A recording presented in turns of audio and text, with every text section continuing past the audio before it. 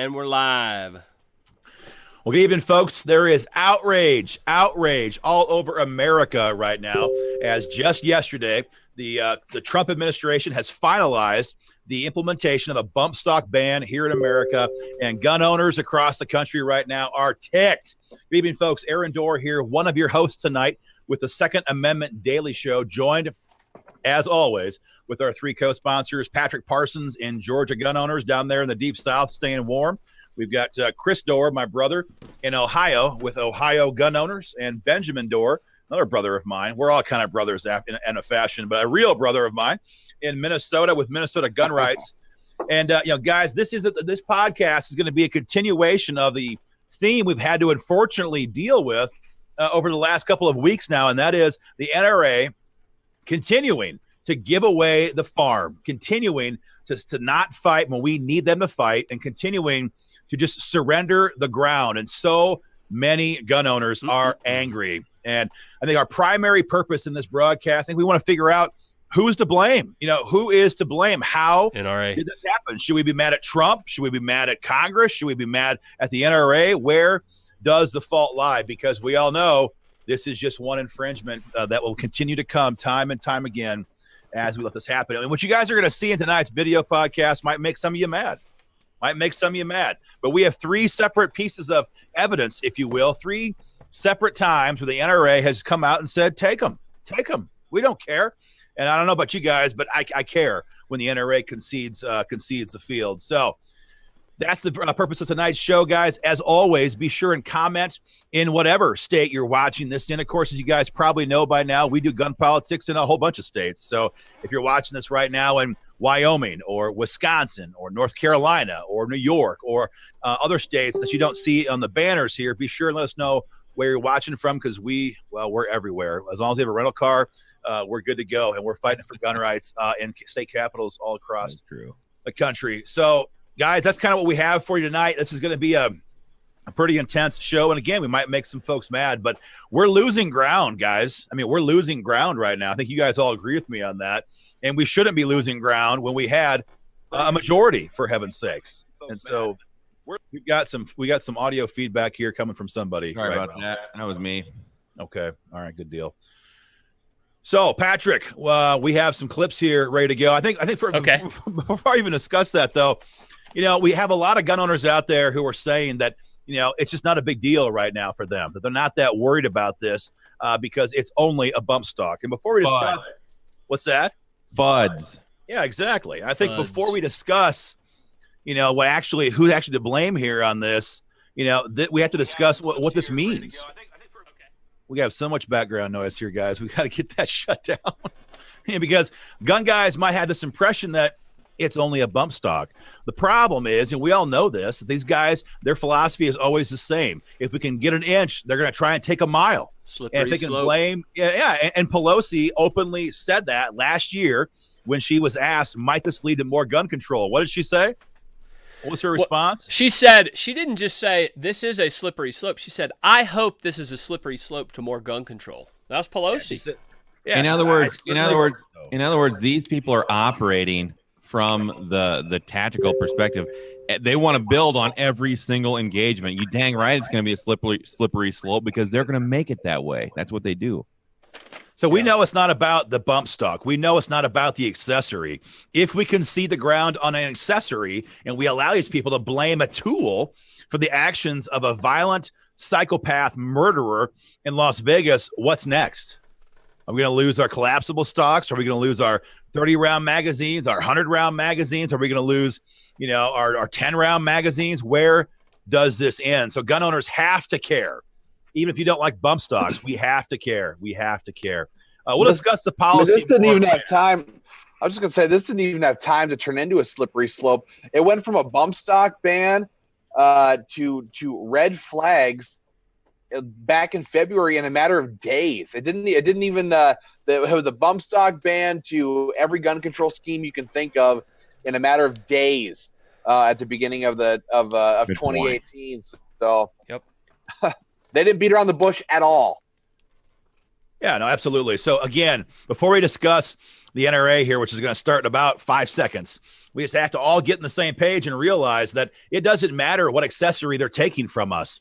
If we allow them to take accessories away, if we say we don't need that one, well, then there is no chance we have in defending other things like AR-15s or magazines that we, quote unquote, do need. So we have to, I think, divorce ourselves of this idea that that if we don't use this particular item, that it doesn't matter to gun owners. We know that we're leading down a slippery slope very, very quickly. I hope for those of you who are watching, does that make sense to you guys? Because we got a lot of people on our Facebook pages lately that are just getting all wound up about this, and they're digging in. They're saying, they're just bump stocks. Who cares? I want to make sure Aaron's point is coming across loud and clear. When you start letting them go, I mean, we've all seen this meme. First, they came for my assault rifles, and I didn't say anything because I didn't need one. Then they came for my I mean, we've all seen it. Does this make sense? Because if there's any ambiguity here, we want to hammer this point home. You look back at our founding fathers, and they got all wound up about a stamp tax that in today's society is just like nothing. But these people went to war. They sacrificed their lives and their fortune and their sacred honor, and they put it all on the line because of these things. And yet here we are saying, "Oh, we have no problem negotiating away some of these rights." So I want to drill down right there because it's very frustrating, I think, to see some of the people who are so carelessly throwing these things under the bus and not really getting a grasp of what they're throwing away when they do this. So anyway, end of my little rant there. Well, hey, you let us know, guys. We've got these clips, guys. Look, welcome in everybody from Georgia, especially. Let me know where you're watching from down in Georgia. But what we have right now, we have 3 different clips, and I'm going to run them 1, come back, 2, and then 3, and come back, and we're going to just talk about them for just a second. But, Micah, do you have the first clip ready of the NRA statement? The NRA statement. Okay, so, guys, we're going to play this here in just a second. Here's the statement from the National Rifle Association back in October after Las Vegas, and we're going to flash it on the screen. This is them, and you can see it, where they say that the NRA believes that there should be additional regulations on bump stocks. This was over a year ago. So there we go. We got it up, Micah? Mm-hmm. Okay, so we got it on the screen there, guys. Even if you can't read it that well, let me try to read it here. The NRA believes that devices designed to allow semi-automatic rifles to become like fully automatic rifles should be subject to additional regulations. All right, back to the full screen, Micah. Let's go, everybody. So that was the first clip. That was the opening salvo in this fight, and we all saw it then. Y'all probably saw. Did all of y'all post that on Facebook when we saw that, 12 months ago? Yeah, we sure did. Yeah, everybody had that. We knew what was coming. Obviously the Trump administration did this, but that statement from the NRA was just the political cover that they needed, just the political cover that they needed to go forward with this. Now, the second clip, we'll just do this quickly, Micah. It's the New York Times article. So then we saw this. We've got the New York Times. NRA supports new rules on bump stock devices. Bam. Okay. That was directly from the NRA, New York Times, right there. So again, more political cover. I saw it, New York Times, Washington Post, when I was doing the research earlier today, Huffington Post, Politico, all the left-wing news outlets. So it's out there now. And yes, Trump administration, they see that. Oh, we've got political cover. And I guarantee you, we know how things work in D.C., guys. The NRA was on the phone within 24 hours with President Trump saying, what can we do about this, or 48 hours or whatever. Or he probably said, what can we do about this? And they said, well, we think there should be additional regulations. Now, don't run it yet, Micah, until I say go. Okay, get the video ready. This is kind of the climax, the piece de resistance, or whatever it is in French, if anybody out there speaks French. What you are about to see is video of the executive vice president of the National Rifle Association, or maybe it's just the VP, Wayne LaPierre. He was on CBS Face the Nation, and here he is in his own words. So if you doubt me, here is Wayne LaPierre in his own words, saying that the NRA supports the bump stock ban, and he says the ATF should do its job. Is the NRA position it can't be done? That's what he said. So let's go ahead and play the video. Go ahead, Micah. Is the NRA position it can't be done through legislation, or you oppose it? Where are you on this? No, we think ATF ought to do its job, look at this, and draw a bright line. If I'm a Republican and I'm a fan of the NRA, do I want to say no or yes to legislation that does this? I think you want to tell ATF to do its job. It's an interpretive issue, and they need to get the job done. So there you had it, guys, right from the horse's mouth. That is the NRA supporting the bump stock ban on national television to millions of people. So that's the evidence I have. Any of you guys here that are on with us, Chris, Aaron, Ben, go ahead and pick up on it if you have any thoughts. But what more evidence do we need to show that the NRA is not on your side on virtually any of these issues? And if this is a slippery slope, they started it. They started it. Well, we've been hammered on this, I think, for a couple of weeks now. Before we even discuss the minutia of this betrayal, it's just to kind of remember where the hell we were when this happened. I mean, we just got past. Well, we were 10 months past the election. I mean, we just got past the fear of having the Obama administration come after every one of our guns and our BB guns, for heaven's sakes. We just got the idea that perhaps we could go on offense. Maybe we could finally get some freedom back. National reciprocity, the National Hearing Control Act.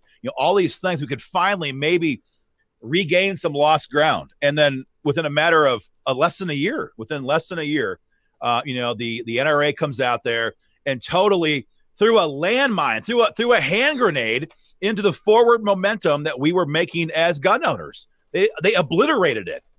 Because once Dianne Feinstein, once Nancy Pelosi, once all these people in Congress watched the NRA tuck tail and ran away, they knew that, boom, we got them on the run. Now's our chance to go for it. And they did. I think another thing, too, is that we've seen that Trump is malleable. Like, he responds to the grassroots. I mean, he hears what the people are saying. So the day that Wayne LaPierre and Chris Cox put out this statement, I mean, he would have known immediately that this thing is going to be a little bit controversial, and he would have looked right over and looked to them for some input as the natural, the biggest stakeholder in the conversation. And if they had sat there and simply said, no, Mr. President, 2020 is going to be a very difficult year, and we want to be able to support you 100%. We're drawing the line here. Absolutely not. But, that just hasn't been their policy. But I mean, President Trump has shown that he's open to hearing this stuff. If they had gone through the door and had that conversation, I don't think we ever would have been anywhere close to where we are. Yeah, I think you're right. We have to. I mean, we can't varnish the truth here. I mean, that's true. President Trump is totally guilty of this decision. I mean, there's just no doubt about that. And if you're in Iowa and watching on the Iowa Gun Owners page, it's Matt Whitaker who signed the order just last week as the temporary AG who made this happen. But Chris's point is 100% spot on. I mean, look, we all know he's not a gun guy. I mean, he's a New York City real estate developer turned president. His big issues in life are not guns. And so he's going to naturally defer to the biggest stakeholder in the conversation, to use that phrase. And, when the NRA comes out there and says, hey, you can roll with it, well, then, he's just going to defer because they're the biggest player on the field. And when the biggest player on the field says, you know what, you can do it, well, then of course it's going to happen. Because it's not as big issue. They had all kinds of tools at their disposal. They have the same tools that we use here as a state-based organization. They could have gone to their members and started firing up their troops and saying, hey, let's start bombarding the White House with your calls, your emails, your messages and stuff. I mean, it's but no, they didn't do that. Dead air. It's just unforgivable. I mean, I keep coming back. I just can't stop thinking about the fact that we are finally on offense. We were finally at a position to advance the agenda, to get some freedom back for a change. All those gun owners who gave millions, hundreds of millions of dollars a year to the NRA to stop Obama, and hundreds of millions of dollars to go out there and stop Hillary Clinton. This was our shot, and what happens? Nothing. Yeah. And look, and I want to say this too.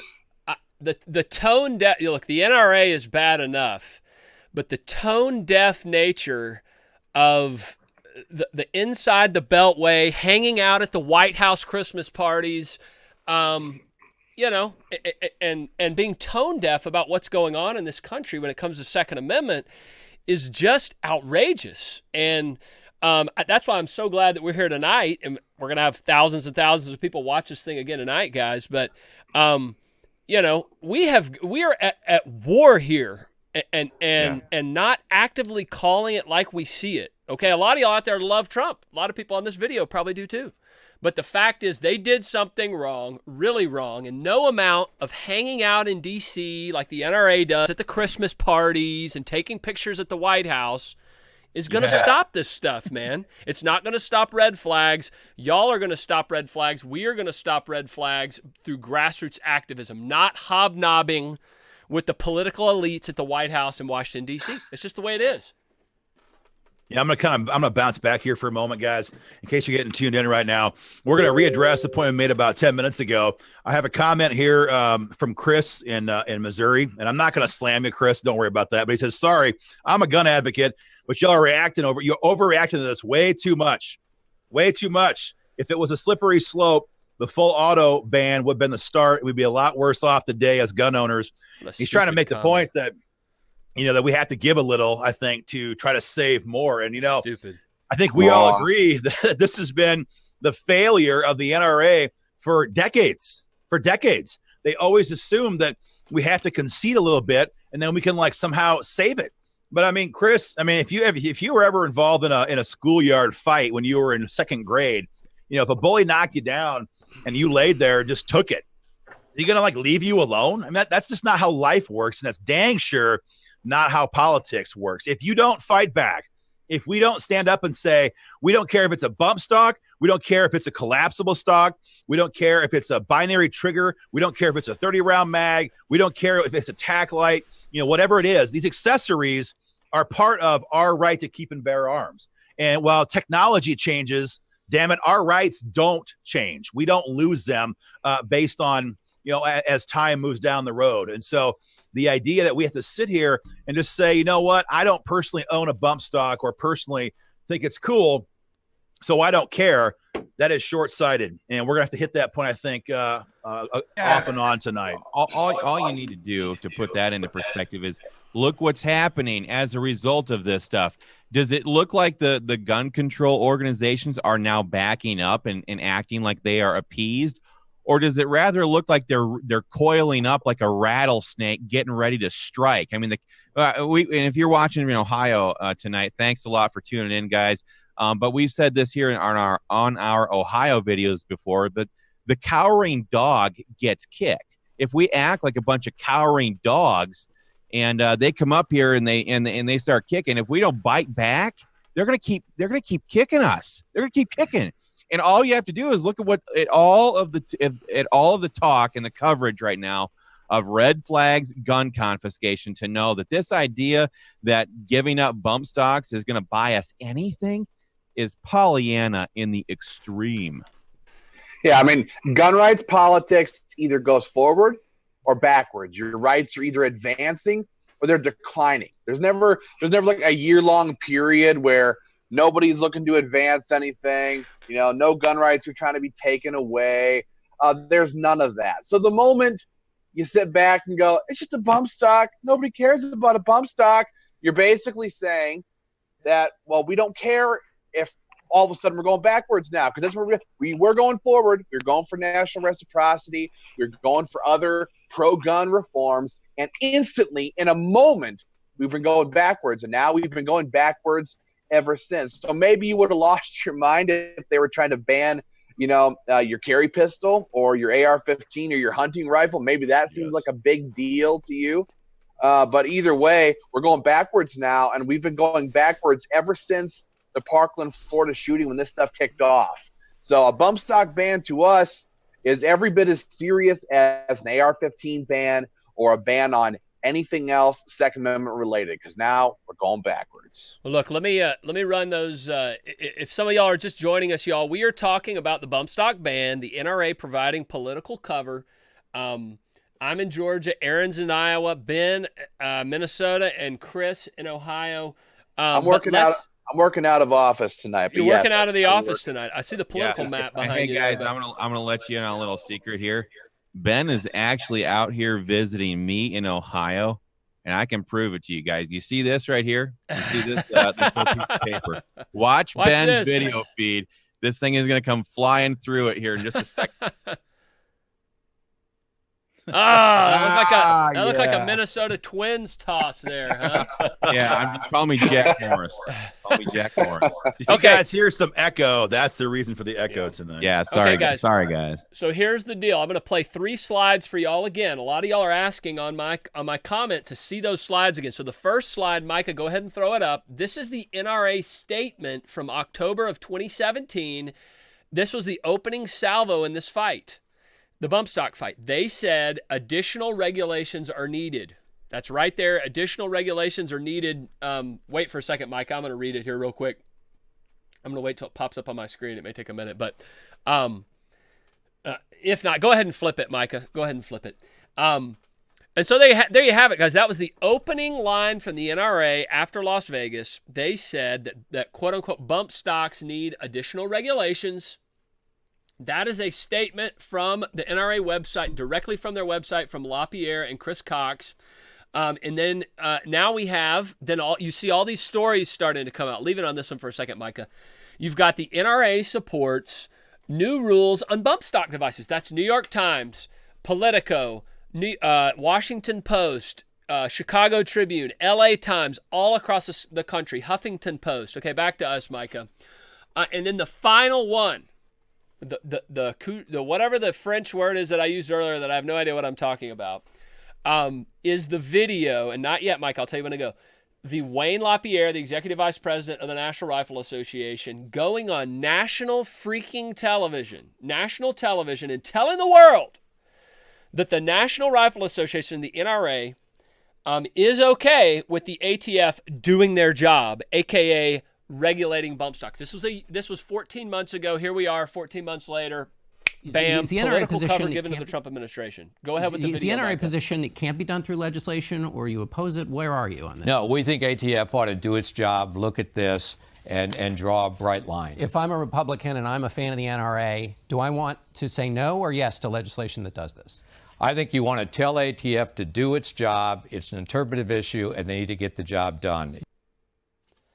So there it was again, literally out of the horse's mouth, Pepe Le Pew, Wayne LaPierre. I mean, it's just crazy. It's just crazy. Pepe Le Pew. I heard that from a guy a long time ago who we shall not mention, but. Well, and just to be clear, in case people are kind of wondering about this, I mean, we haven't mentioned the obvious. First of all, again, guys, we're identifying the cause and the blame, where the blame should lie on the bump stock ban. We mentioned that Trump definitely owns a chunk of this. The NRA owns the super vast majority of this.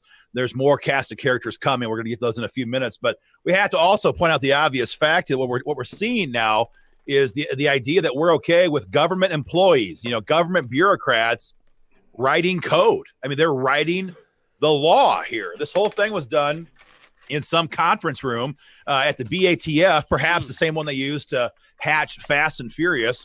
Where they killed so many hundreds of innocent people in Mexico and some here in America. But we let government bureaucrats sit there and write code. This bill never got passed in Congress. It never would have got passed, I don't think, in the Senate because it was all done there. And so if anybody still is holding on to the idea that this is not a big deal, just think about what this looks like under a Kamala Harris administration, under a Spartacus administration, you name it, under a crazy Beto O'Rourke. Beta. I mean, think about what we're going to allow to have happen if we're okay with letting government bureaucrats who are not elected and not accountable, not able to be held responsible. If we allow them to write policy, we are screwed. And that's what we had happen right here. But the reason for it, of course, was obvious, right? We all know why this happened. It kept every single politician in Washington, D.C. off the hook. They never had to vote. They never had to vote. I mean, the list of senators on the Republican side, this is the third villain in this cast of characters, if you will, folks. We mentioned Trump. We mentioned the NRA, which, of course, deserves 95%, a large chunk of it. But Republican senators, the ones who are like the pro-gun, pro-Second Amendment guys, the ones that are holding the line. If you're in Iowa, I'm talking Chuck Grassley and Joni Ernst. If you're in Missouri, we're talking Roy Blunt and Senator-elect Josh Hawley. All of these people came out and strongly encouraged the ATF to take action, Josh Hawley said, move quickly to ban them, move quickly. And so you got President Trump, sorry. You've got Chuck Grassley here, in Iowa. You got Joni Ernst out there, and they're all saying more or less the same thing. We strongly urge the ATF to take immediate action to review these bump stocks. No kidding, they did, because now they can sit back and they can tell everybody, oh, I never voted for a gun control bill. I never voted to ban bump stocks. Sure, because they didn't, because they had the ATF do their bidding. I mean, who else? I know we've got Senator Johnson in Wisconsin for the folks who are watching here from Wisconsin.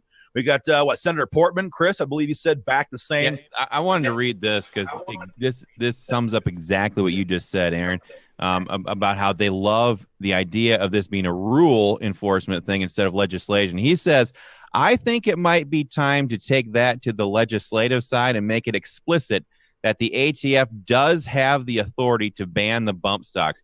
They want to side shift this entire discussion over to one of these alphabet organizations and let them do all their dirty work so that they don't ever have to take the votes. He said it. So yeah, and of course he said that in the context of the bump stocks. So again, get rid of them. So well that's the thing. These guys down here in Georgia, Johnny Isaacson and David Perdue, both of those guys came out in support of the bump stock ban. Legislatively. And I think, do all of our states represented here, do all of the senators in those states, would all of them have supported the bump stock ban? I think they probably would have, right? That was the whole point. If we had a chance to make an organized grassroots push, if we could have done that, this would have been shut down. There's no way. There's no way. I mean, they would have got some. I mean, sure, you're going to get McCain because he sucked on guns, and we all know that. And you're going to get Graham because he sucks on guns, and we all know that. But you're not going to get Joni Ernst, and you're not going to get Chuck Grassley. You might not even got Portman and some of these hardcore moderates to cross over because the grassroots outcry would have been large because we in our states would have done it. And if the NRA got involved, it never would have got to the floor for a vote in the first place. Yes. And we all know it. And that's a better point, Aaron. And I should have made that point. They came out in the paper and said they supported it, Isaacson and Perdue. And I can guarantee you, if that thing had started to move in any of those houses, we would have unleashed holy hell on those guys. Holy hell. I've protested in front of Isaacson's neighborhood before, and I would have done it again. Well, don't forget it was Minnesota, soon to be former Minnesota Congressman Eric Paulson was the first Republican to co-sponsor Dianne Feinstein's bump stock ban in the House. He's the guy who made it a bipartisan effort back in February, and gun owners kicked his ass in November. He lost by a massive landslide, and he's no longer going to be congressman in Minnesota because of his support for the bump stock ban, and thinking that was a good political play. It cost him his seat. Jeez. I'm just reading some of the comments here on some of the pages. We got here at Iowa, Roy Dennis says, what a bunch of backroom double dealing bastards. Yep. Yeah, that's kind of, I think, the whole point here is that, the swamp is thick.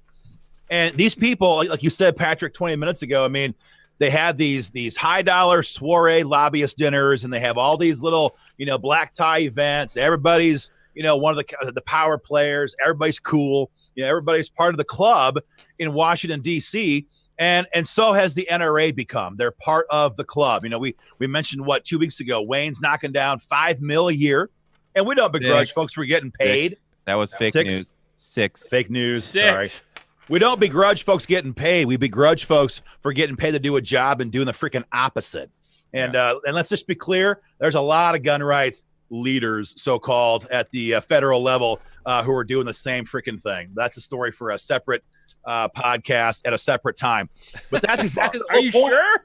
It's these backroom deals, and that's why we hate backroom deals, because this is what it was. When the ATF can literally write this new law in the back room, it never goes before Congress, it never goes before the people, then you know what? There's no way to push back. And that's why we lost this fight. And it's absolutely well, and that's why and that's why the organizations that do exist at the national level should have been doing something, anything leading up to this bump stock ban. I mean, Trump has been threatening this ever since last February.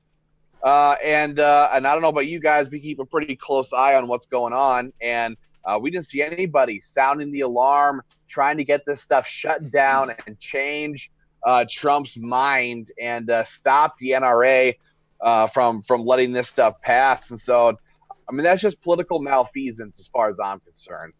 There's some folks who are having a hard time. I'm reading some of the comments here in Missouri, where, of course, we worked a lot in Missouri. We'll be again in about 3 weeks with Senator Eric Burleson. But Randall Cook down there, he says, I'm in Missouri. I can't believe Roy Blunt went that direction. Man, what the hell is happening to our Bill of Rights? You know, and he's 100% right. I mean, and on the one hand, yeah, we got to definitely hold Blunt accountable. But again, I think the point here is that, you know, he's going to follow the NRA because they are the big dog. And so if the NRA says, hey, Roy, we're down with this, you can go for it, then, you know, yeah, we gotta blame Roy Blunt. But who has given him permission to do it? That's what we keep coming back to here. Because to somebody like him at that point, he's like, well, this is a no-brainer decision for me, because now I take away the left and the gun confiscation organizations. They can't attack me anymore. And I've been given permission to do it by the NRA, you know. So this, of course they're going to take this route. My buddy Chris Laidlaw said it very well here just now here in Ohio. He said, these FUDs just don't get it. As long as a Republican is taking away their rights, they're ready to willingly give them up. It's laughable. Change my mind. I'll wait, you know, whatever. It's true. It's just like, we're all willing to sit here, and as long as it's our team that's managing the decline of our freedoms, we're willing to just take a sideline and let it happen. I'm just gonna make I got a few. There's several trolls on the Minnesota Gun Rights Facebook page tonight. I've never seen them on here before, but I don't know. They look like they might be gun owners at one point or another. All freaking out, saying, why are we making a big deal about bump stocks? It means absolutely nothing. Clueless. That we are, you know, it's a non-factor. Jeez Your Louise. stance on bump stocks is like adding the tide. Guys, I don't know how else to say this, but it's everything. It's the entire enchilada. This being allowed, what did you want for gun rights? Did you want national reciprocity? Did you want to be able to carry a firearm anywhere you are? Did you want suppressors being legalized? Did you want stand your ground law in Minnesota? Did you want constitutional carry? What did you want? Whatever you wanted, you didn't get, because bump stocks were allowed to be banned by the NRA. That is the political reality of what's happened here. Because bump stocks were given away, you lost whatever else it is that you wanted to have passed as far as pro-gun legislation at a national level and right here in Minnesota. It cost us everything because the fight went from offensive to defensive. Now we had to stop something as opposed to pass something pro-gun. So open your eyes. You know, Steve Riley, you nailed that, Ben. Steve Riley in Iowa makes kind of a similar point. He says, sure, today it's bump stocks, tomorrow it's pistol grips. I mean, that's just the whole point here. On and on and on it goes. If they can take one right away, one accessory, one tool, you know, where's it going to stop? Thankfully, you know, for every troll, like you mentioned, Ben, who's sitting there running their mouth, you know, we've got people out there who are getting fed up. I'm reading a comment here in the Wyoming Gun Owners. Of course, I was out in Wyoming, like all session long this year, and we passed stand your ground law. But Keith Collins is watching right now in Cody. And Keith, that's the hometown of the chairman out there, by the way, David Ball with WIGO. Keith Collins says, Cody, Wyoming here. I resigned from the NRA by letter yesterday. Member since 1980. Whoa. Lifetime member since 1993. I'm done. And Keith, that's what it's going to take to wake these people up.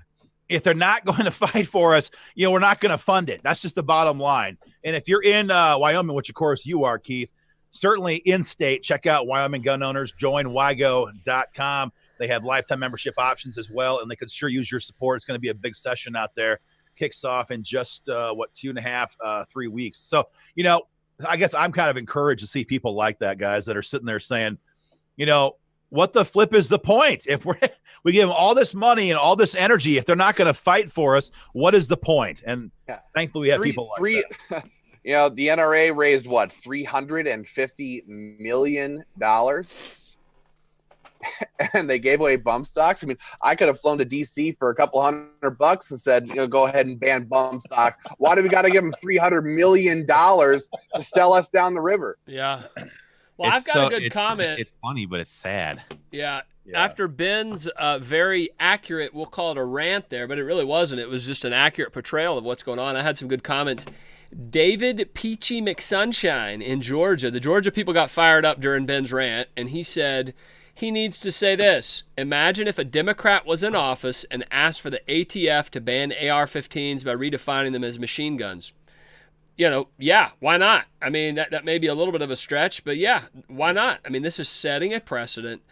Mike says it starts with bump stocks and doesn't stop there. This retired Marine says, stop it now. Douglasville, Georgia. Thank you for your service, Mike.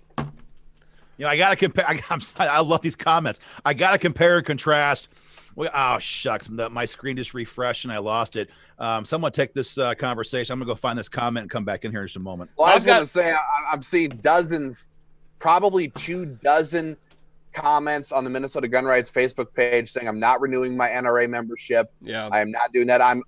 This fellow right here, his comment just slid past. He said, I'm no longer going to support anybody who is not no compromise. Preach it. I love it. Gary says no more NRA after this. I'm canceling my membership. Yeah, Tom Robinson says I'm going to renounce my NRA membership over this also.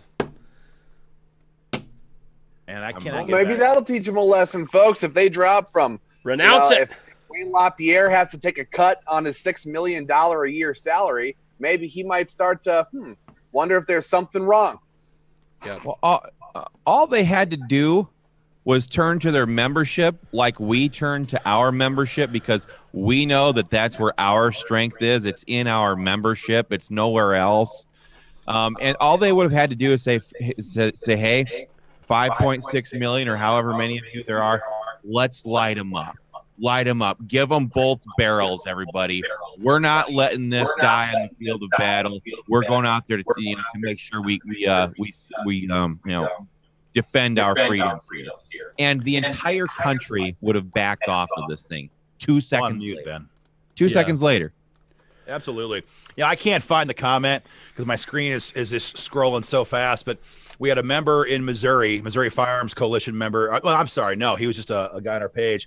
And he was kind of lighting us up. He's like, I'm sorry, but no civilian needs an assault weapons like an AR-15 or a bump stock. And at the same time, the exact same time, a member of Iowa Gun Owners comes on and says, I'm tired of trading for anything. I want it all. And I love that sentiment. I mean, we don't want to make these deals. Right. We shouldn't have to trade for our freedom. We want it all. We want bump stocks. We want everything. We want it all. And the fastest way to lose it is to start playing these bullcrap games and giving people chunks of our freedom. So, yeah, I'm not sure if you guys are members. I doubt some of these people are who are on our page right now. But, look, it's no lie. All these state groups you see here, plus the ones that don't have banners up here. Look, we all have organizations in our states that are compromised, gutless, butt-kissing, politician-protecting organizations. I mean, we can name some names. We got George Carey. We got Buckeye Firearms Association. We have the lovely Iowa Firearms Coalition. We have the Minnesota Gun Owners Caucus. We've got Wisconsin Gun Owners. We got all these organizations.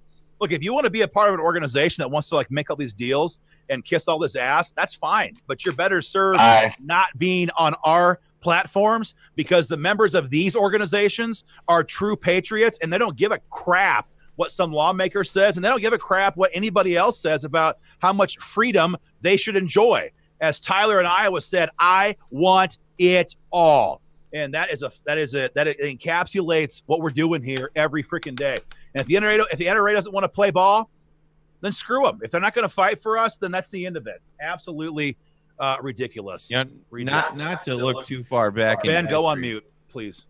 Not to look too far back into history, but whenever we come to these kinds of conversations where there's division in what's supposed to be a unified rank, I kind of look back to the way it was in the Revolutionary War, and the true patriots who fought and died and gave everything to make this country a country, and pound that tyranny back down Britain's throat.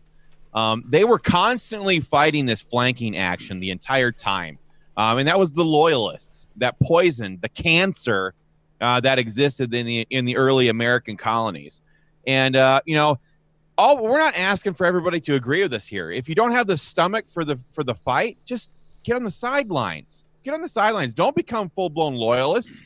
Just get on the sidelines and let those who want to fight. Just stop trying,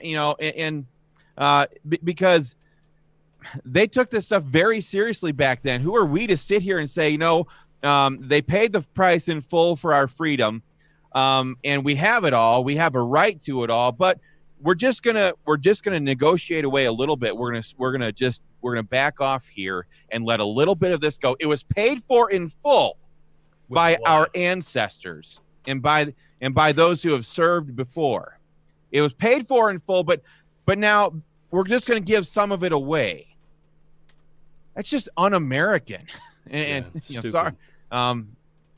It's like Aaron said just a minute ago. If you just don't agree with us, or you want to sit there and snitpick, just leave, get away, go find some other organization to join. Buckeye Firearms would gladly have any loyalists join their organization. We don't want you here yet. But I think there's a sea change underway right now. I mean, the word is getting out, not just about the NRA, but about these in-state organizations that kiss all this tail. I mean, look, I'm sitting here in my office in Des Moines, Iowa right now. I'm about 8.5 hours away from the Capitol in Columbus, Ohio. But I got people on the IGO page right now saying, you mean like the Ohio Buckeye Firearms Group doesn't even deserve to have the name firearms in their name.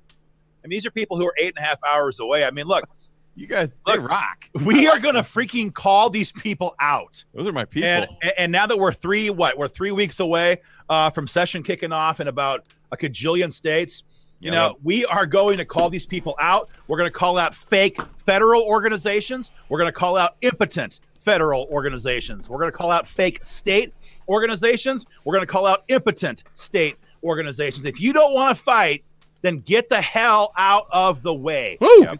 This is a fight. Don't pretend that's what you're doing. Don't pretend. And fleece gun owners. Yeah, and like I said, that change is already underway. I mean, my page is plugged right now. Here's one in Iowa. Proud gun owner, not renewing my NRA membership. Will join IGO next week. That's what he's saying. This is David here. Nice. In Iowa, we've got another David Jordan. NRA just called me for my renewal yesterday. My response. No. So they're, and I think I hate to sound, you don't want to make this too personal, but we have these conversations with gun owners sometimes. I get these older gentlemen who have been, NRA members for sometimes, 50, 60 years. It's literally a part of their DNA, and I respect them for, being involved in the fight in the best way they knew how, for all that time. But they get pretty upset, when they kind of contemplate some of this. But I think what encourages me is that while we still try to work with that individual, his son, he gets that he's being screwed. And his grandson is like, hell no, I'm going to fight with an organization that wants to throw down, not some group out there who wants to play games and pay their top guys $6 million and have the high life in Washington, D.C. I want to fight because I know that this is an actual fight. And if we don't fight for it now, we're screwed. And so I like to see that his grandson, is the one out there who is they're just not buying the crap anymore. They're not buying because it's not even their fault. It's not even their fault because 10 years ago, 20 years ago, or 50 years ago, what happened in D.C. stayed in D.C. Heck, what happened in Des Moines, stayed in Des Moines. What happened in Atlanta stayed in Atlanta. And there was almost no ability for the word to get out. But that is done. That is done. And organizations like the ones you guys see on the screen here right now are going to be that voice. And we're, like I said, we are going to call a spade, and we're going to call these scoundrels out because they deserve it. Look, it was not the NRA. It was not the NRA who called out and brought the heat down on top of Congressman Eric Paulson. Now, we're a state gun rights organization, but it was the members and supporters of Minnesota gun rights who ran Eric Paulson out of office. The NRA, they did nothing. They did nothing to bring down any heat on any of the anti-gunners in Minnesota. I don't know about you guys in your states. I know that they, with you, Patrick, down in Georgia, they jumped on at the very, very last couple of days, going after Stacey Abrams after GGO knocked her socks off. They jump on at the last moment, or they do nothing at all. It's the state organizations, Minnesota gun rights members and supporters who knocked people like Eric Paulson out of office in Congress, not the NRA. So if you're sitting there going, well, they're national, your state, well, it was our state, guys. It was our members and supporters who knocked Eric Paulson out of office, not the NRA. So, hey, keep that stuff in mind. I read on our Second Amendment Daily Facebook page where we're hosting tonight's podcast here, guys. We got Ryan, who's watching all the time, Ryan Chesney. Doesn't have to be a want or a need. It's my right, and I will not, in capital letters, not support any group that isn't willing to that is not willing to protect my rights. Andrew Grunwald says, I've reached out to the NRA and have no response on the crap they have pulled. I think you're not the only one, Andrew. I think you're one of cajillions of people right now who are calling them. And sometimes people try to figure out if we're telling the truth or not, but there's nothing left to be verified. I mean, we're playing, we've been playing the audio clips. We're playing the videos. We showed you guys, the video 2 weeks ago of Chris Cox loudly calling for red flag gun seizure laws. Now you're seeing Wayne set up. What'd you call him, Patrick? What was that nickname? Pepe Le Pew. Yeah, Pepe Le Pew sitting there with Dickerson, John Dickerson on CBS, saying the ATF should take him in effect. So there's no more question about what's happening now. This is going on, and the biggest player in the field is betraying us. I almost feel like we should play some of those videos and stuff over again because there's a, as we all know, a lot of these people cycle through. You want to throw that stuff up again, Patrick, especially that video. I mean, let's run Micah. Let's run the New York Times piece first. So what y'all are about to see, if you're just now joining us, everybody, we are talking about the bump stock ban signed by President Trump, or the ATF, President Trump's ATF. But the political cover was provided by the NRA 14 months ago. And the first thing we're going to show you here is the NRA supports New York Times. There's the piece. And then coming up next is Wayne LaPierre. This is 14 months ago on national television. National television. Okay, there's the statement from the NRA that Mike has just popped up there saying they support it. So they provided the political cover. This is very, very important. Yes, Trump should get heat for this, but the NRA provided the political cover. He knows they're the big dog on the street on this, and he did it. So now here's the video of Wayne LaPierre on national TV saying that the NRA supports, basically saying that the ATF should ban these things. Go ahead. Is the NRA position it can't be done through legislation, or you oppose it? Where are you on this? No, we think ATF ought to do its job, look at this, and draw a bright line. If I'm a Republican and I'm a fan of the NRA, do I want to say no or yes to legislation that does this? I think you want to tell ATF to do its job. It's an interpretive issue, and they need to get the job done.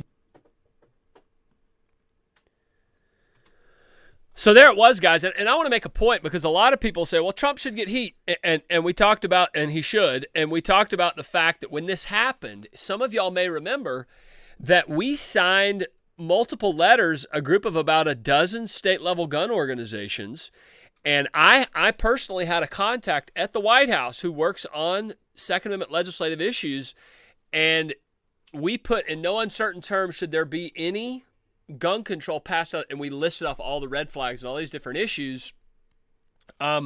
But ultimately, they got to pass the buck. They didn't take it before Congress, where I think there would have been massive pushback like we talked about earlier. And so they just passed it off to the ATF with the political cover. So all these gun groups saying no, but with the political cover of the NRA, they did it. And I think had that cover not been there, it would have been a lot more difficult decision, may not have even happened, really. And again, it never would have got to the floor of the Senate, is my guess. If they had not had the cover from the NRA, if the NRA came out and said no and hell no, it never would have got to the floor. All these senators, Isaacson, Portman, Ernst, Blunt, Cornyn, Grassley, Imhoff, Senator-elect Hawley down there in Missouri. I mean, all of these people would have never stood up there and said, yeah, we're going to vote to take them away. This was a look, just because we all despise politicians doesn't mean we can't respect a smart political tactic when it screws us over, especially. This was a smart tactic.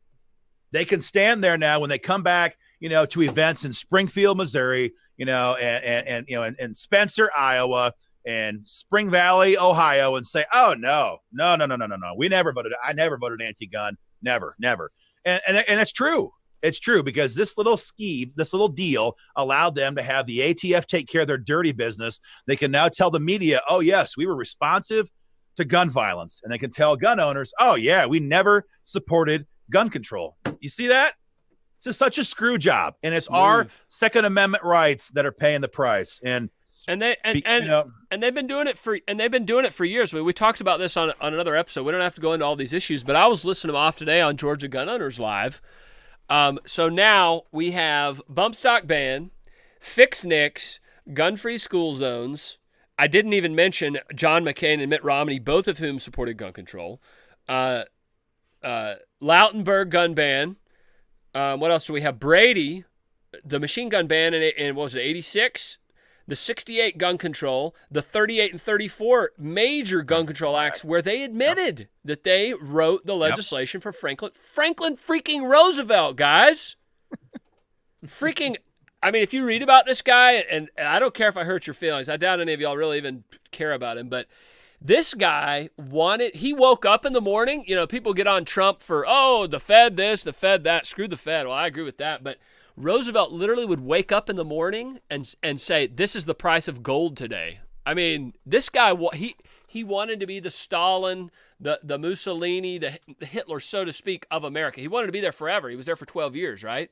So, but the NRA wrote all the gun control legislation federally that we've seen, and here we are again with the bump stocks. Wayne? Yeah, I mean, you got Wayne LaPierre. That's a really nice suit he's wearing.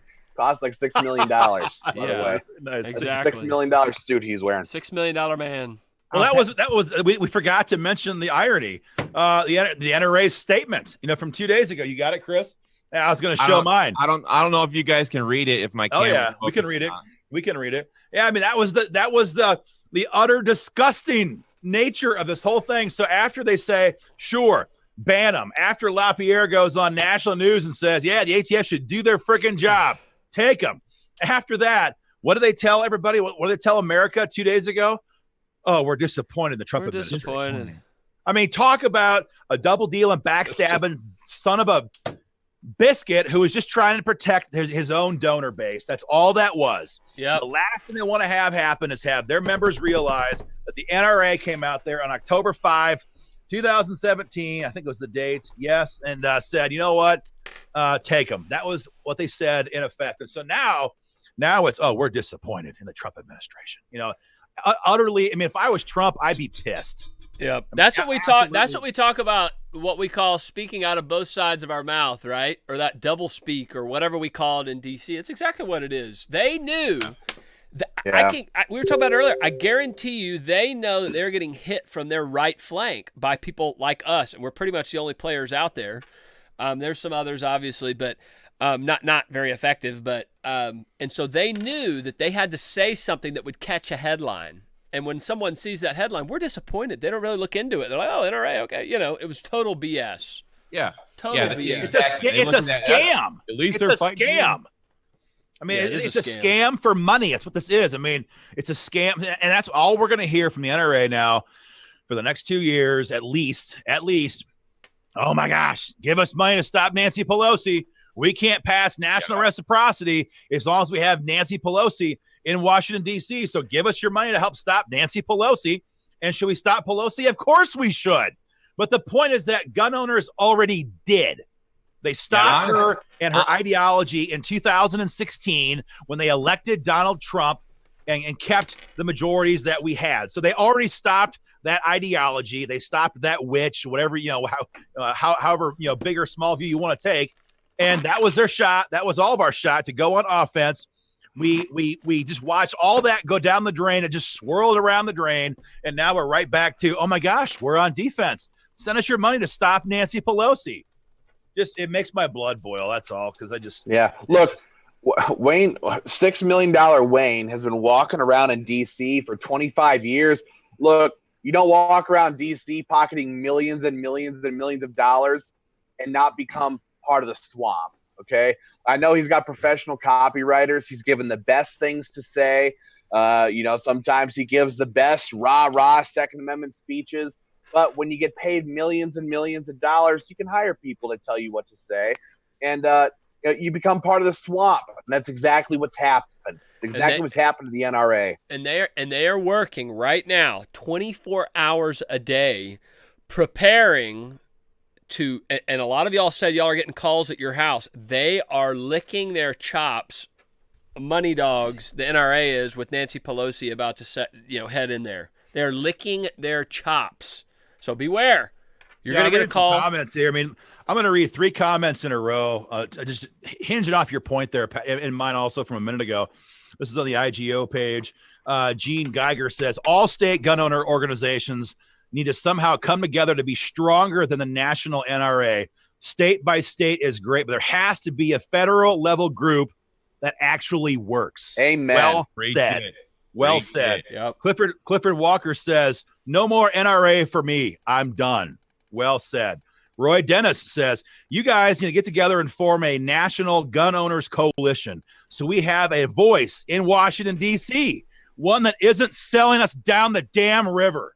Nice. So, I mean, folks, I'm just going to throw that out there for my Ohio people. If you guys think that Ohio gun owners should become or should join up with a federal organization or help found a federal organization that fights at the federal level, why don't you guys give me a big happy face right now? I just want to gauge some interest here because just do it across all the platforms, guys. Give us some thumbs up in Missouri.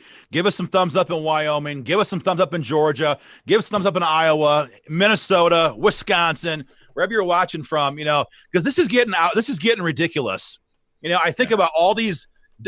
For me, it gets kind of personal. I think about all these donors, these supporters who back these organizations, our organizations.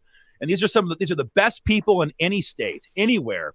And you see these checks come in. I know you guys see them too. And you can hardly read the person's handwriting, for a moment, because that's a 90-year-old man. That's a 95-year-old woman. That's a person who's giving their last cent. I mean, I get letters with these donations.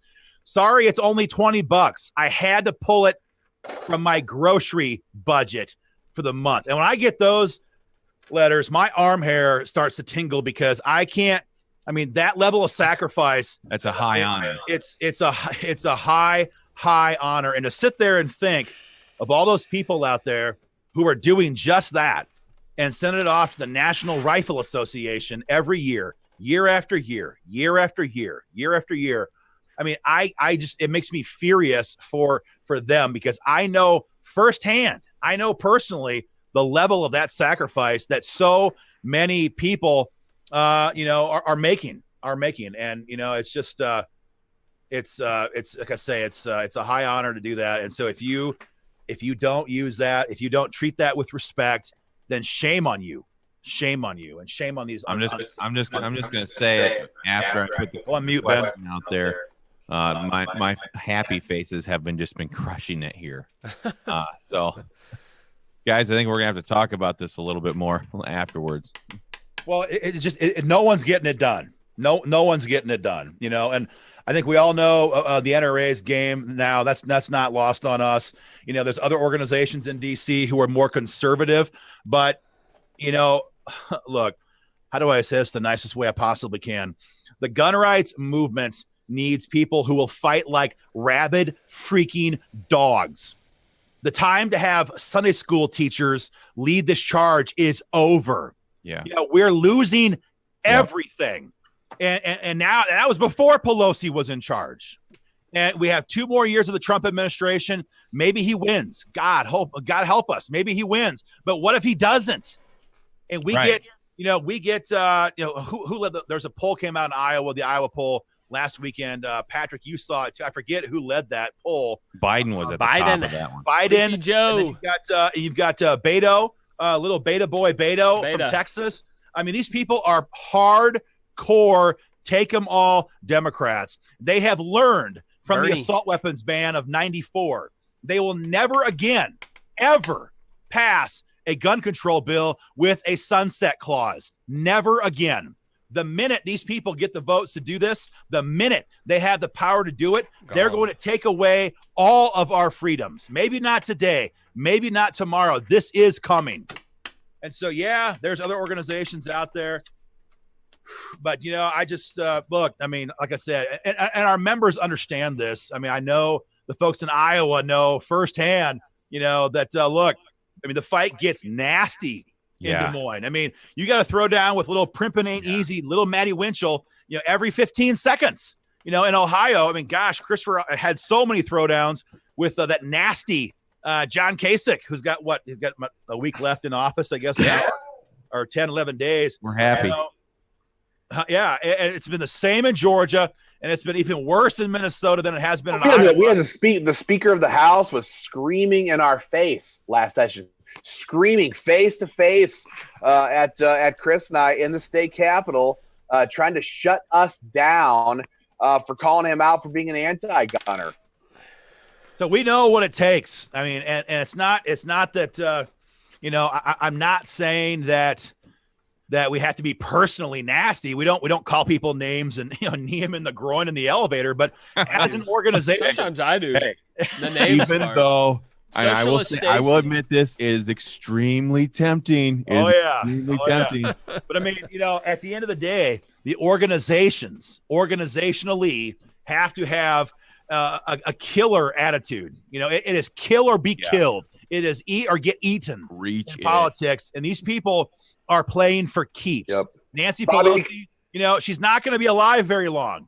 Dianne Feinstein, she's like 80 plus years old. That's what she's you going to think. be dead before. And these people are determined to gut what we have left in any way they can before they're finally out of office, one way or the other, by retirement, by being unelected, or by dying in office. And here's something we know simply from our experience at the state legislatures and everything, and that is these people aren't superhumans. What happens at the state legislatures, it's the same disgusting game at Congress in DC. So when we sit here and kind of just ponder this idea of a larger coalition or a federation, if you will, of state gun rights organizations formulating into a federal, the players are all the same. They're all scumbags. The way we fight back, it's the same. It's the grassroots. I have somebody here in the comments section saying it's the people. The people need to do this. We can't trust in organizations and other things to do it for us. That's what these organizations are all about. It's about not us. It's about harnessing the grassroots and having you guys fight for yourselves. That's what it's all about. And that's what is severely lacking in DC right now. It's all a bunch of people who we've all watched this happen. They're too concerned with getting their Christmas pictures taken at the Christmas parties at the White House like a bunch of goobering idiots. That's what's going on in DC right now. They remind me of and then the next day, they remind me of the dude on The Big Lebowski. I mean, yeah, that's what we're dealing with here. And not to cut you off, Patrick, but Christopher's point, just spot on, because we've seen this so many times. When gun owners know what's going on, they're not screwed over They're not betrayed. They have a chance to fight back for their rights. Guess what? Politicians get their asses kicked at election time. It happens over and over and over. I mean, we have dozens of anti-gun politicians here in Iowa who line the gutter of Iowa political history. 34-year incumbent Senate Majority Leader Mike Gronstall killed politically by gun owners. I mean, it's not just in Iowa. I mean, let's see here in Georgia, what'd you spend, Patrick, knocking out or making sure your gun owners knocked out a socialist Stacey Abrams? I mean, you guys went to war out there. $100,000, man, $100,000.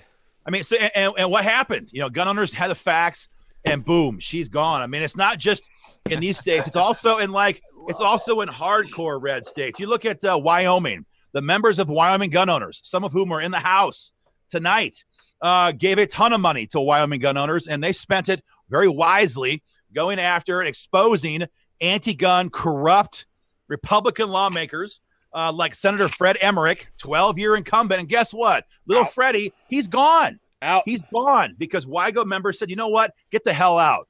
You know, and so when like Chris said, it's about these people. It's about the members. And when the members have the facts, the members are given the full story and not screwed over by their quote-unquote leaders at the state and federal level, you know, great things happen to bad politicians. Namely, they lose their reelection in many cases. And that's exactly what has to happen.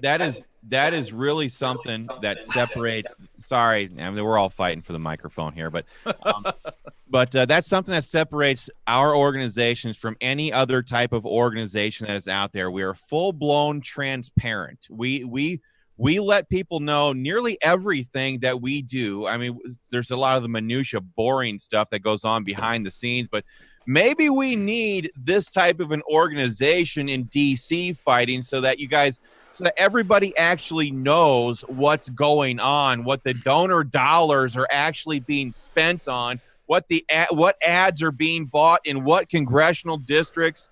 I mean, there's so many things that need to change. We see a lot of people here on our Facebook page on Ohio Gun Owners right now saying, join with Gun Owners of America. Well, I got to tell you, that's a completely different style of an organization. It's largely, educational organization.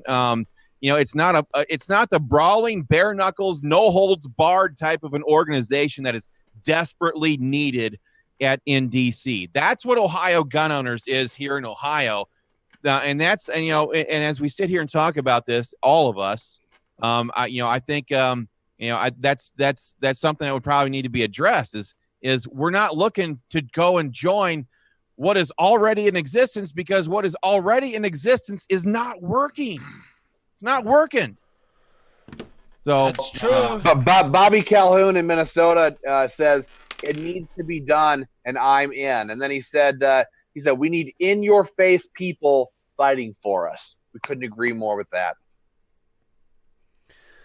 I think as we kind of wrap this thing down here, I think we're at that point here, guys. Unless I'm wrong, I think it's just important again to kind of recap what we're talking about, which is the simple fact of the matter that Trump screwed up big time on banning bump stocks, no doubt about it. And but he was given a green light by the NRA, who came out there and said, absolutely, take them. We don't care. Have the ATF take them.